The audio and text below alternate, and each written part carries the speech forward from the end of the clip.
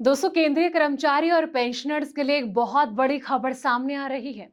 आठवें वेतन आयोग में आपकी न्यूनतम सैलरी 69,000 होने का दांव चला दिया है। लेकिन क्या आप जानते हैं कि जब देश में पहला वेतन आयोग आया था तब कर्मचारियों की जो न्यूनतम सैलरी है वो कितनी थी? सिर्फ 55 रुपए। जी हाँ, 55 रुपए से शुरू हुआ ये जो काफिला है अब 69,000 पर आकर रुकने वाला है। आखिर क्या है 3.83 फिटमेंट फैक्टर का ये पूरा फॉर्मूला और आपकी टेक होम सैलरी कितनी बढ़ जाएगी? चलिए बिना किसी देरी के जानते हैं आज की इस वीडियो में। नमस्कार, मैं हूं आपके साथ संध्या बिष्ट और आप देख रहे हैं एटी हिंदी। केंद्रीय कर्मचारी आठवें वेतन आयोग का इंतजार बेसब्री से कर रहे हैं और उम्मीद कर रहे हैं कि सरकार उनकी फिटमेंट फैक्टर बढ़ाने की जो डिमांड है वो मान लेगी, जिसका सीधा कनेक्शन सैलरी हाइक से होता है। लेकिन क्या आप जानते हैं कि पहला वेतन आयोग कब लागू किया गया था और उसके तहत कर्मचारियों की जो न्यूनतम बेसिक सैलरी थी वो कितनी थी? तो आइए जानते हैं पहले से सातवें वेतन आयोग तक सैलरी में हुए बदलाव और आठवें वेतन आयोग में मांग पूरी होने से आने वाली संभावित उछाल के बारे में। दोस्तों, आठवें वेतन आयोग से ये बड़ी डिमांड जो है, जी हाँ, एट पे कमीशन को लेकर कर्मचारी यूनियन ने वेतन, पेंशन, भत्ते में संशोधन से जुड़ी कई मांगे सरकार के सामने रख दी है। और इनमें से एक प्रमुख डिमांड फिटमेंट फैक्टर को बढ़ाकर 3.83 करने की है, जिसका सैलरी हाइक में बड़ा रोल होता है। दरअसल फिटमेंट फैक्टर वो आंकड़ा है दोस्तों जिसका उपयोग केंद्रीय वेतन आयोग द्वारा किसी कर्मचारी के जो पूर्व संशोधित मूल वेतन या फिर पेंशन को नए संशोधित मूल वेतन स्ट्रक्चर में बदलने के लिए किया जाता है। इसमें कोई भी चेंज बेसिक सैलरी पेंशन में बड़ा उतार चढ़ाव लाता है। अब इसके फॉर्मूले की बात करें तो नया मूल वेतन वर्तमान मूल वेतन यानी कि एक्स एफ एफ होता है और सेवेंथ पे कमीशन के तहत अभी केंद्रीय कर्मचारियों के लिए 2.57 फिटमेंट फैक्टर लागू है और इसके चलते कर्मचारियों की न्यूनतम बेसिक सैलरी छठवें वेतन आयोग के 7,000 रुपए बढ़कर जो है 18,000 रुपए हुई थी। अब अगर इसके बढ़कर 3.83 इसे किया जाता है तो फिलहाल 18,000 रुपए का न्यूनतम बेसिक पे 68,940 रुपीज हो जाएगा।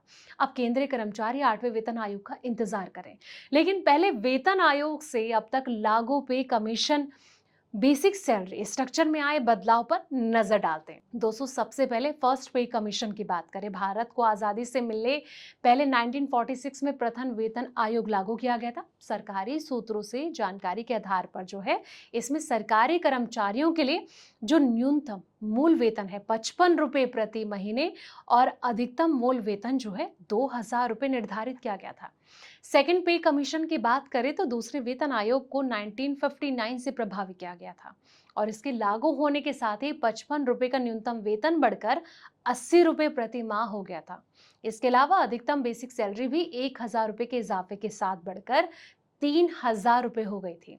आगे बढ़ते हैं, बात करते हैं थर्ड पे कमीशन की। साल 1973 में कर्मचारी के लिए तीसरा वेतन आयोग लागू कर दिया गया था और इसके प्रभावी में आने के बाद ही कर्मचारी को जो न्यूनतम मूल वेतन बढ़कर 196 रुपए प्रति महीने था, जबकि अधिकतम मूल वेतन में फिर से इजाफा हुआ और ये 3,500 रुपए कर दिया गया था। दोस्तों, फोर्थ पे कमीशन की बात करें तो इसके बाद देश के केंद्रीय कर्मचारियों के लिए चौथा वेतन आयोग साल 1986 में लागू किया गया और इसके प्रभावी होने के साथ ही कर्मचारी की न्यूनतम बेसिक पे को बढ़ाकर सरकार ने 750 रुपए प्रति माह कर दिया था।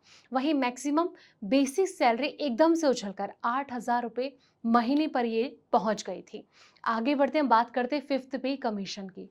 एक दशक के बाद यानी कि 1996 में सरकार जो है पांचवा वेतन आयोग लेकर आई और जब इसे लागू किया गया तो 1.74 फिटमेंट फैक्टर के प्रावधानों के तहत कर्मचारी की जो मिनिमम बेसिक सैलरी है 2,550 रुपए प्रति महीने, जबकि अधिकतम बेसिक पे को बढ़ाकर 26,000 रुपए कर दिया गया था। अब बात करते हैं सिक्स पे कमीशन की। जी हाँ, अब बारी थी छठे वेतन आयोग की, जिसे कि 10 साल के बाद यानी कि 2006 में लागू किया गया था। इस वेतन आयोग में सरकार ने फिटमेंट फैक्टर 1.86 तय किया था और इसके प्रभावी होने पर मिनिमम बेसिक पे बढ़ाकर 7,000 रुपए कर दी थी। इसके अलावा मैक्सिमम बेसिक सैलरी केंद्रीय कर्मचारियों के लिए बढ़कर 80,000 रुपए हो गई थी। दोस्तों, अब जिस तरीके से सेवेंथ पे कमीशन यानी कि एक दशक तक छठा वेतन मान लागू रहने के बाद साल 2016 में सातवें वेतन आयोग ने दस्तक दी और ये कर्मचारियों की सैलरी में बम्पर उछाल वाला साबित हुआ। जी हाँ, अब इंतजार जो है वो है 8वें वेतन आयोग को लेकर। जिस तरीके से मांग लगातार रखी जा रही है, अब ऐसे में देखना ही होगा कि सरकार क्या मांग पूरी करती है या फिर कहीं ना कहीं कर्मचारियों को निराश होना पड़ेगा। इसको लेकर आपकी क्या राय, कमेंट बॉक्स में अपनी राय जरूर दें।